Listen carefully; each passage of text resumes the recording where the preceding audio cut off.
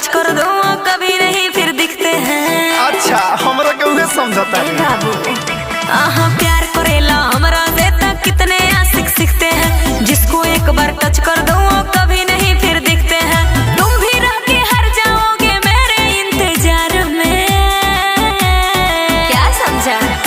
अरे चांद वाला मुखरा लेके चलो ना बाजार में। अच्छा जी। अरे हो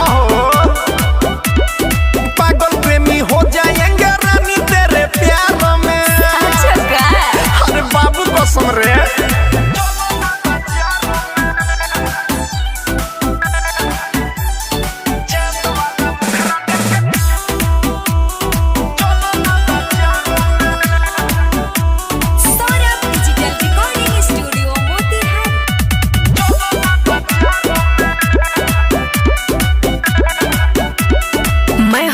कुंवारी फिर तू भंवरा बन के आवेला।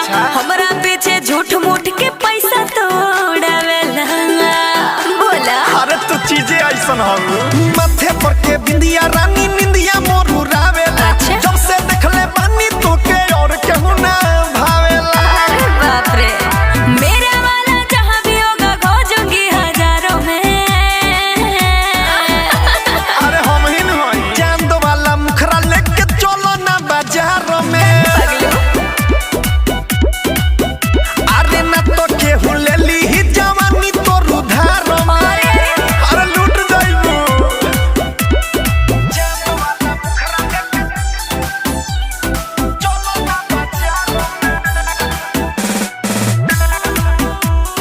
चलो ना बाजार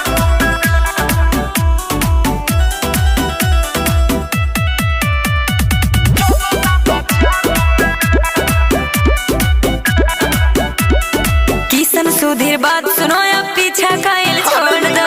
रतन रत्नेश के और से रिश्ता अपन जोड़ला। भेजा में घुसा नहीं घुसा तो घुसा लो। ज्यादा हिंदी जाना दिल से तोके चाहिए हम हार कैसे मानी हो। तोहरे से ही शादी करब मन में ठनले बानी हो। ठनले रहता हो जाई बर्बाद बाबू पड़ो ना हमरा प्यार में। बुझला? अरे सब बुझता नहीं चांद वाला मुखरा लेके चलो ना बाजार में। अरे लूट जाइबू लूट जाइबू। अरे पागल प्रेमी हो जाएंगे रानी तेरे प्यार में। अरे तनी बच के चलो हो। अरे पगलाइल छोड़ देना तो कहे थुरा जाइबो। अरे थुराएंगे तो थुराएंगे लेकिन तू ही को पटाएंगे।